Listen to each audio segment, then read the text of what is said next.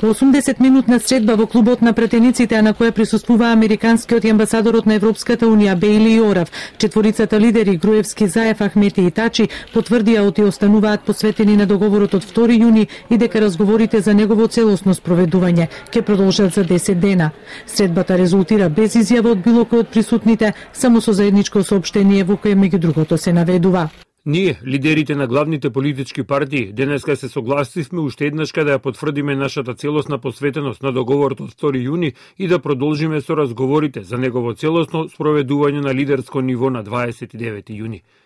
Ние исто така го поддржуваме транспарентното менаџирање од страна на Европската унија со текстот на овој договор, како и со сите специфични препораки поврзани со системските реформи во областа на владењето на правото, кои ќе бидат спроведени во интересот на сите граѓани. Дали ваквите наводи значат пробив во политичката криза и приближување на позициите, останува да се види, но она што го очекуваат официјалните Вашингтон и Брисел е конструктивност и одржлив политички компромис. За нешто такво денеска од Брисел повика портпаролката на еврокомесарот Хан Маја Коцијанчич, која не можеше да потврди дали наредната недела во Брисел, како што објавија некои медиуми, би имало нова лидерска средба, но затоа потврди дека ситуацијата во Македонија ќе биде предмет на редовниот состанок на Советот за надворешни работи на Унијата, од кого ќе произлезат и заклучоци. We expect a constructive outcome and a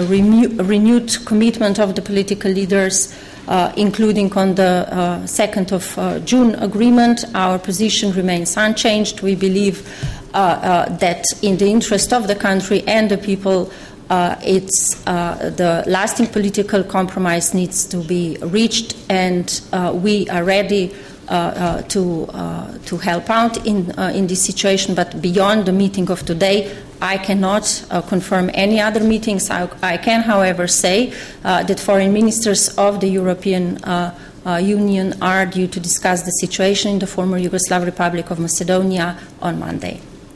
when they meet for their regular meeting in Luxembourg. Инаку по денешната лидерска средба остана нејасно дали евроамбасадорот Орав им го презентирал извештајот на Европската комисија, дополнет со експертска анализа на познатиот европски дипломат Рајнхард Прибе, кој патем деновиве во Брисел му беше врачен и на вице-премиерот за евроинтеграција и Бесими, и во кој се нотирани областите кои ќе треба да подлежат на натамошни реформи. Она на што повикуваат од Брисел е лидерите да ги стават државните пред партиските интереси, а платформа за излез од политичката криза да биде договорот од 2 јуни. Накусо, популарно наречениот договорот пржино содржи повик за враќање на СДСМ во парламентот, престанок на објавата на така наречените бомби, а со нив да се занимаваат надлежните органи, предвремени избори на крајот на април 2016 година, реформи во изборниот законник и избирачкиот список, како и реформи за независно судство како дел од поглавјата 23 и 24 од пристапните преговори со Европската унија.